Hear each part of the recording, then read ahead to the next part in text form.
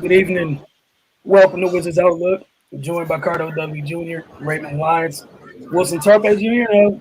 Got a lot to discuss as always. The Kings take the season series with a 123-110 win over the Washington Wizards tonight. Got a quick word from my folks over at Losing Odds before we get started. Brunch never tasted so good. Head over to Losing Odds this weekend for the bottomless mimosa brunch, Saturdays and Sundays from 11 a.m. to 4 p.m. You guys already know tomorrow Super Bowl Sunday might be an even better reason to enjoy that brunch tomorrow. All right, Cardell, you're in the building. What did you think about tonight's game? Um, I think the Wizards have themselves to blame. I think they lost the game in the third quarter, and then they were pressing in the fourth, and by that time the Kings were in the rhythm, and they just took them out, especially De'Aaron Fox. Just to kind of explain what I'm talking about. At halftime, the Wizards had 18 assists and no turnovers at the half. In the second half, 9 turnovers, and they only added 8 assists total in 2 quarters. That's the game. I feel like their shot selection in the third quarter, well, most of the second half, I feel like their shot selection, settling for threes, turning the ball over, and the ball stick is just going 1-on-1. I felt like that just gave the Kings momentum, and they couldn't get any offensive going, and they let their poor offense dictate their defense. The first half it was a totally different game. They were moving the ball, they were getting shots from all over the place, and they had the Kings on their heels. And it just fed into it. It was just a tidal wave, and that's why they held the lead. Look, the Kings have some great players, man. I know people get on De'Aaron Fox, but the boy can hoop. You know what I'm saying? He just sometimes it's just the organization, the mix of players. We all know what Sabonis is. Harrison Barnes is not getting enough pub for what he's been doing over the really this entire season, but the last month or so he's turned it up. He's torching the league. I think over the last 4 games, his lowest point total is 21 points. So coming in this game, it was those three that they had to focus on and whatnot. They did a good job on Sabonis. Harrison Barnes got 21 points again, but 7-9 shooting, they were efficient. So was Sabonis. And De'Aaron Fox just had his way, getting in the paint, hitting the mid range. He just preyed on the Wizards' smaller point guards. You know what I mean? And that was the game. And then you add in what the Wizards did that was self-inflicted with their poor shooting, their poor shot selection, the turnovers. The game was over, man. They gotta get more mentally tough. You know what I mean? Just and more poised. It was a couple times Thomas Bryant had Sabonis sealed underneath the basket for a long time. Literally has his hands up like I'm right here, right here. They looked at him, moved the ball, three. Looked at him, passed the ball, jacking up a bad three. And that's deflating. You know what I'm saying? So when the big man don't get the ball, a couple times, what he gonna do? He gonna stop working and try to be open to get the ball. He just gonna stand there, and that's what happens. You know what I'm saying? So it's a trickle down effect in effort. Bottom line, they lost, but the Wizards have a lot more to blame than this in the Kings. Not taking nothing from the Kings, but the Wizards would have executed like they did in the first half. I believe they get this W. The fact that they did in the third, you know, they came out in the fourth, and you could tell they were pressing. And this is what I mean by they got to get mentally tough. Even though the Kings took the lead and went on a run, regroup and do what you were doing in the first half. Playing team basketball, playing for one another on both ends. And then you'll get your run going, but they never did. They kept pressing, and the result is the result. Right. Yeah, just another terrible game defensively. The Kings shot 56% from the field, 43% from three.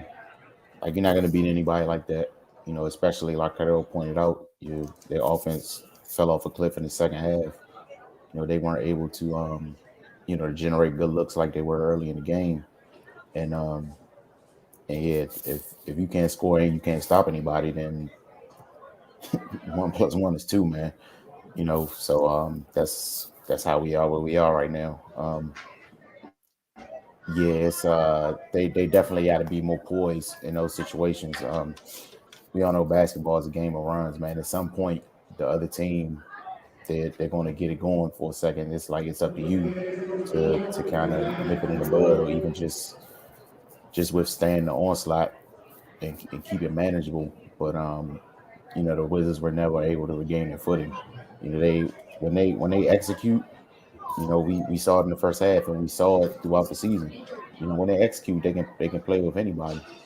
But it's just when their offense gets stagnant, they're not moving the ball as much, and they're just depending on threes, which they're not a good 3-point shooting team.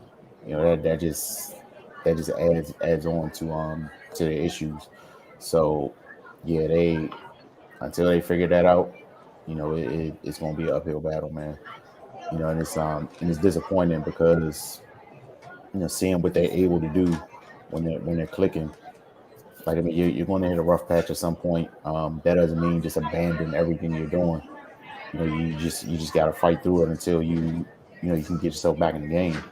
But but yeah, it just seems like every time they hit that wall, they try to get it back on every play by launching desperation threes, and that's just not how you get yourself back into a basketball game. So yeah, this is another game they let slip away.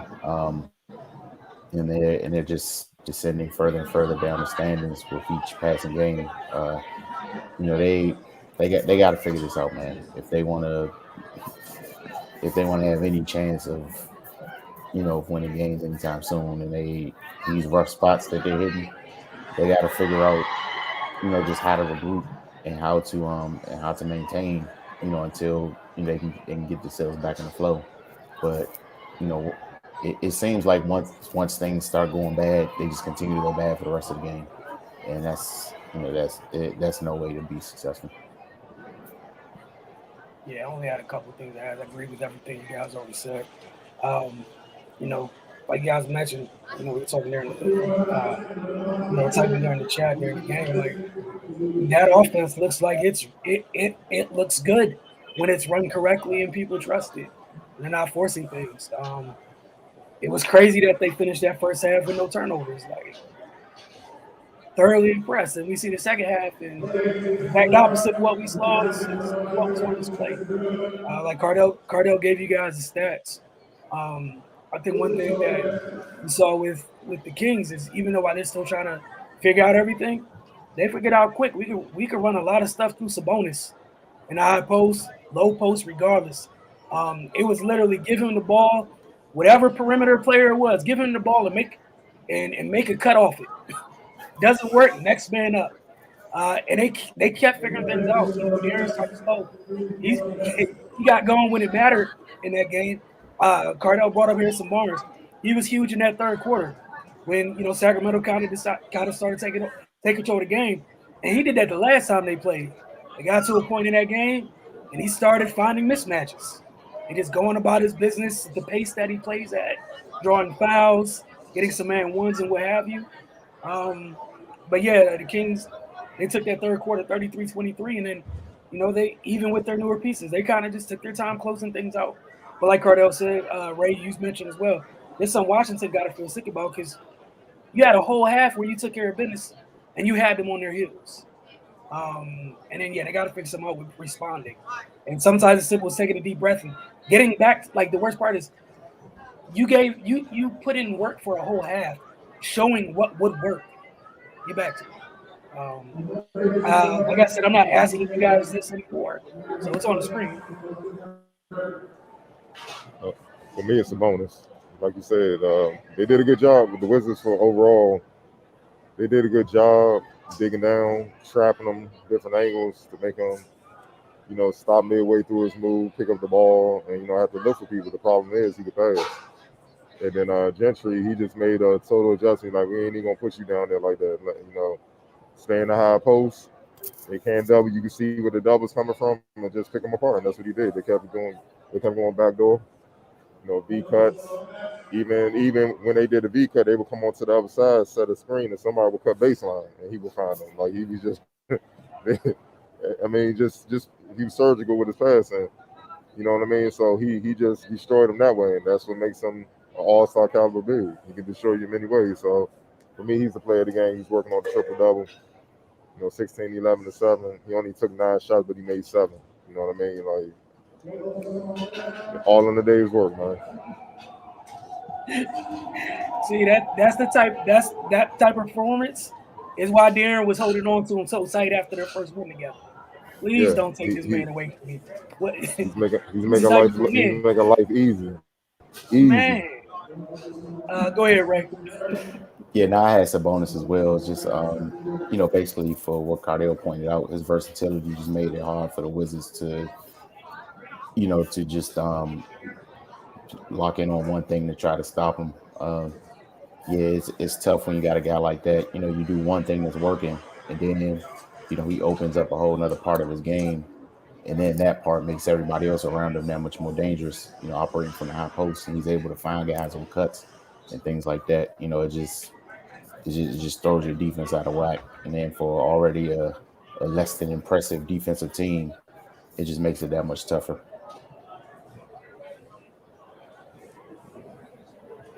Oh, De'Aaron, easy. He finished them all. Lord knows he finished them all, man. He got right there in that paint, pick and roll, just shot their eyes out, man.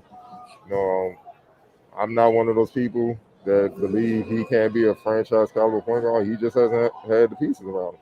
Now you got an all-star big that can draw a double, game in, game out, and all you got to do is just do you. Um, yeah, look, we was on the Kings about leaving Halliburton, like trading Halliburton. And we ain't say picking up Sabonis is bad. Like that's that's not what we said. He just like you should have figured out a way to try to keep both. But look, that's a game changer for them moving forward. They're gonna use the second half to try to build momentum. Like I'm looking at the standings, 22. I'm trying to look at the standings and see where they at as far as.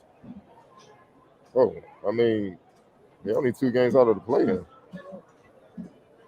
They're only 2 games out of the play-in, so that's why they like that's where they are. And they got some owners. They can make a run, especially if Harrison Barnes keep playing like he's playing, and all the other guys. And then their defense is underrated.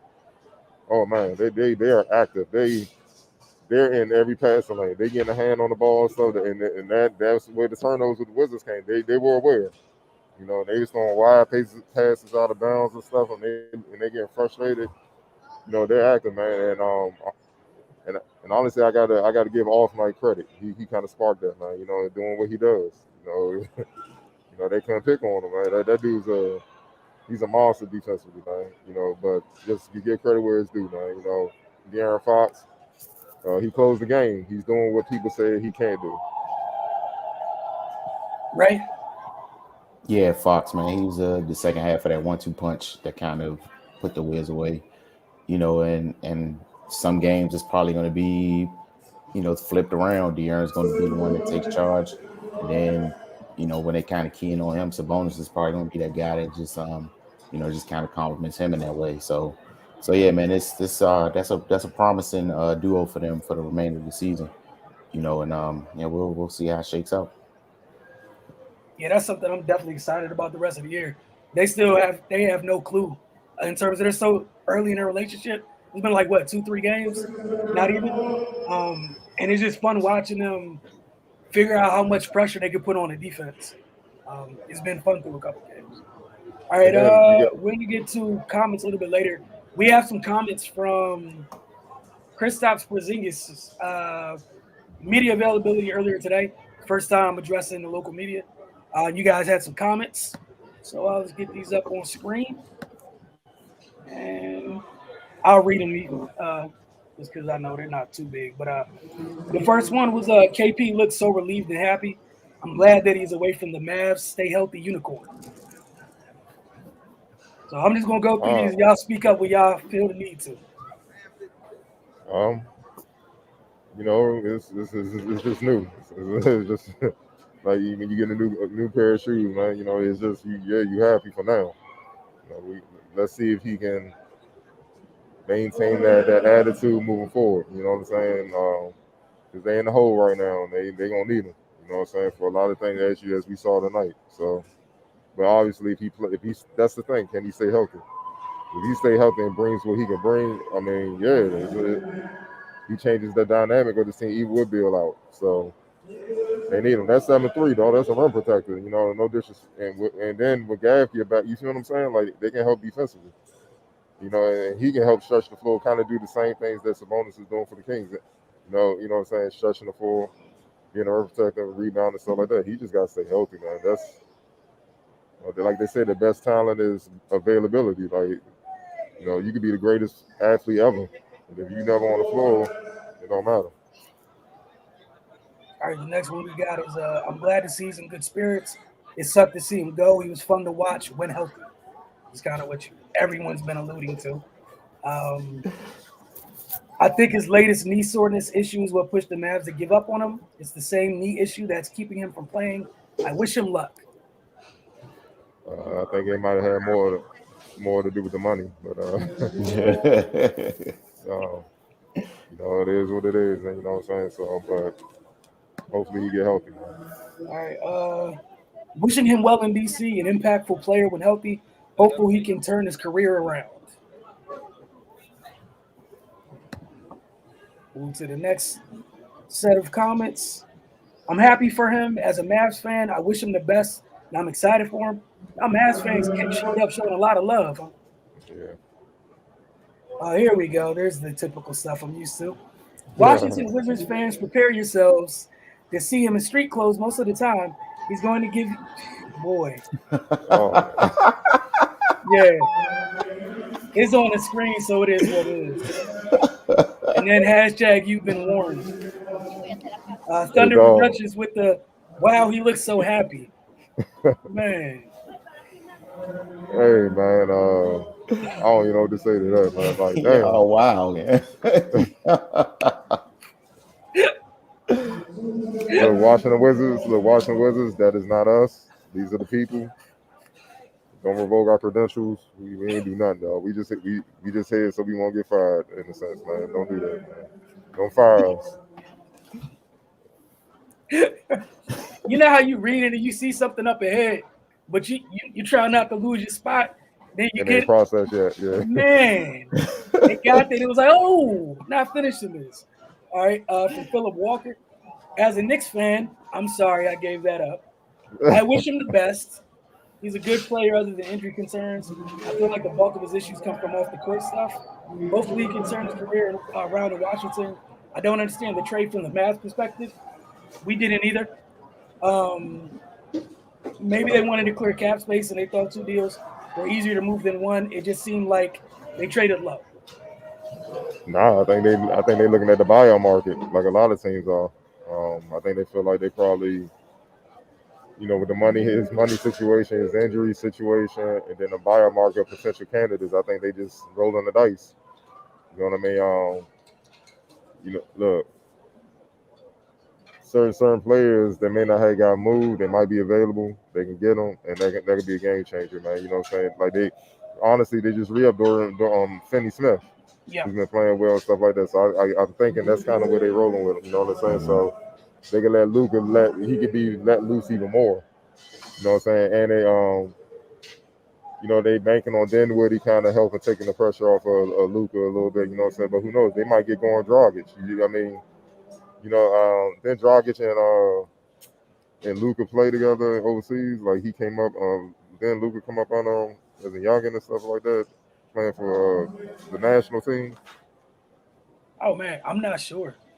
All right, I could be wrong, but I think that was the case. So yeah, bring him and help help take pressure off him with the ball handler dudes. We all know Dragic. I mean, he's one of the Wizards killers. He's near the top of the DC.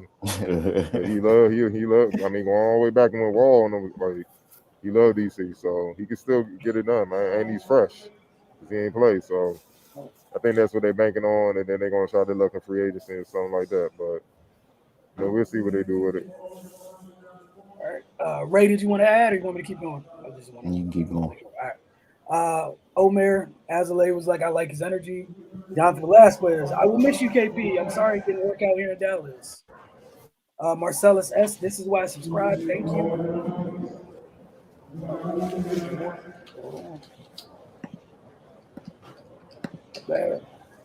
DL, good luck, KP. Be strong. There's some big mouths to shut up. Doug, wish you the best, KP. I really feel bad for him. He's really trying to hide it, chin up, and bounce back. I didn't get that from that, but all right. Good luck, KP. Sad to see you go from a Mavs fan perspective. Followed by best of luck, KP. He can play, but he can't stay healthy. KP greater than Dinwiddie. Oh wow, this one is fun. I love him like almost every player born the same year as myself, 1995. But I'm sick of all the missed games. Considering unicorns aren't real, maybe that's why it's his nickname. You never see them or him. Lord Jesus.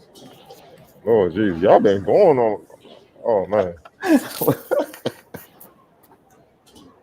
Yo, hold on. What's with this? What is with this era these days? Just people just live to be mean as shit, man. What's going on, man? No damn reason at all, dog. It's like, damn. No damn reason, dog. Boy, the last one we have. It's also a great game, but he can't stay healthy. If he could only stay healthy, those knees aren't going to hold up. Poor guy. Hey, man. Damn, it's tough out here. Man. Right. Man. All right, and then I think we actually had two comments from today. Appreciate you, Area 11T. The young guys got their shots up today, so that's good. Wow, eternal optimism. Kingsbury definitely did. You know what I'm saying? He's starting to find the groove. You could tell he's starting to figure out the league and his place. So that's a good sign. You know, and I like how he's attacking more. He ain't just settling for threes, you know. You know what I mean? Like he like you say, he's just confident. He's just figuring out like, you know, I can do some things here, you know what I'm saying? And all you need is confidence, man. When you got confidence, it's hard to stop a player that's confident. I don't care what you do. Yeah, he was aggressive last game too. He didn't shoot as well, but you know, he was getting them up. Yeah, and it's fun watching him, you know, being labeled as a shooter, finding other things he can do, seeing what he can and can't get away with. You know, some folks, when they're labeled as just a shooter, they don't do anything else at all. So, you know, good to see him out there, 6 assists in the first half. But, you know, it'll be fun. And go let ahead. this be a lesson. And let this be a lesson. When you don't have a well-rounded game and somebody come and can do what you can do and more, you become expendable. You disappear. That man started taking some of that man's minutes and then all of that man's minutes. And here we are. And now he's sneak this and unpressed. Go ahead, dog. I ain't even gonna be like the people we just read the comments from. I ain't gonna do that. I guess for y'all too, what I'm gonna tell you to do is if you already followed Focus TV, get on your Roku TV or device, go check out the NFL wrap-up show. We already talked about Super Bowl prediction wise, so you guys go check that out. But for Cardell and Ray, y'all are free to answer this question. I'm rolling with the Rams. I just think the Bengals can protect. The Rams is the best in the league again to the quarterback. So go girls, good luck. Yeah, that I don't see a way they can navigate around that situation, man. You got Aaron Donald and Von Miller breathing down your neck. It's gonna be a long day at the office. Keep the ice tub ready, baby. You're gonna need it. Fun times ahead. Want to thank y'all for tuning in. We'll see y'all just in a couple of days. The Wizards have another game. So we'll see y'all then. Don't forget to follow us Focus TV, all your social media mediums. For Cardell, Raymond, and myself, y'all have a great evening.